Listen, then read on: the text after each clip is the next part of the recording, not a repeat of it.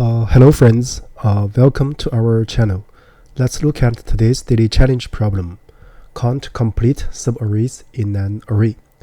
The problem statement is very short, and also the type is also very obvious. So here let me first write some annotation.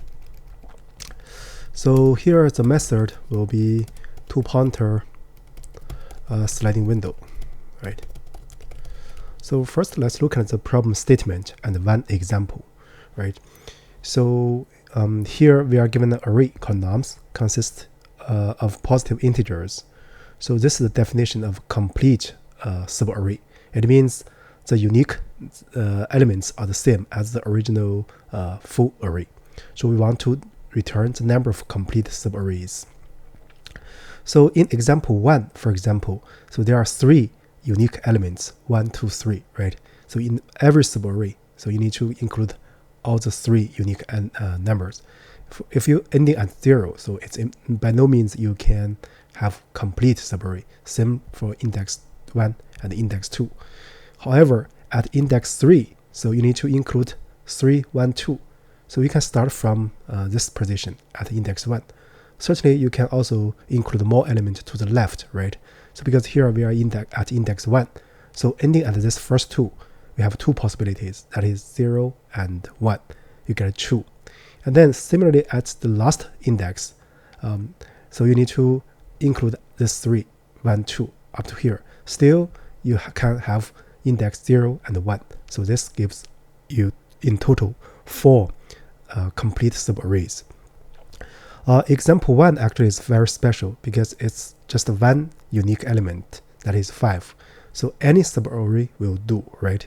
So basically here you have 4, right? So if you just do a counting, basically choose length 1, you get 4, right? Length 2, you get 3, and length 3, you get 2, and length 4, you get 1. And so here 3, 4, 3, 2, 1, you will get in total that is 10, right? So this will be the 2 examples. So the length of this list is bounded above by 1000. So however, we still need to consider term complexity. So here, let me first explain the main idea or the procedure we're going to use. Basically, for each index I, so we want to find the number of valid complete subarrays ending at index I, right? So then if we do summation, we sum over I, so we get the return, right? So this will be our coding goal. So now let's see how can we do that. So first, we are going to get the unique elements, so we can use collections counter, right? And then the number of elements we need, unique elements we need, is the length of D. In other words, the number of unique keys or the unique elements in the original list. So the n, let's see, the length of nums. So here I retrieve this attribute is just for convenience. So we initialize a result variable for counting. We need to return its final state. And then we have a window, right? So monitor the number of unique elements and their frequencies. So currently we have, that's 0, right? So then the left pointer will be 0. Then for each right pointer, for I in range, so n, right? So we get the current number. Let me write with some redundancy so that I can explain the details better. So if y not in a window yet, so we have one new unique element, so we're going to have is increment by 1. So overall the frequency of y will be that window get, right, y.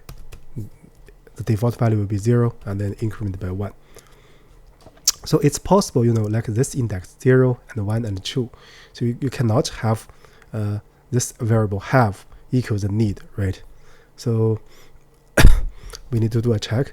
If have equals need, then we can see what's the largest possible L such that this condition holds. So this will be a for loop, while loop. While have equals need. So what do we do? So we do window nums L. So decrement by 1. So if window nums L is not 0, right? Then the have, so there's one unique element disappear. So we're going to decrement by 1, and then we're going to del this, right? So this is the 1. Otherwise, so we are going to increment the L by 1, because we are at this if condition. So while we get outside this condition, so we will have is less than need, right? So the current L state is such that the current L state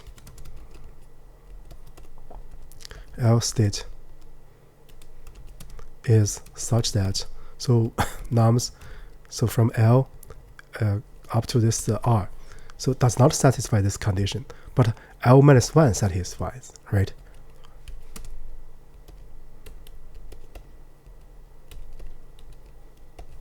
So therefore, so we can start from 0, 1, and then up to L minus 1, and then ending at I. So all those are valid complete subarrays. So therefore, our result will be incremented by the counting. This is from 0 to L minus 1 is the L, right? So this is the one. And also, I want to come back one step, because I want to, for next round, I still want to have this condition and then compute the possibilities. I need to include the previous letter. So one step back.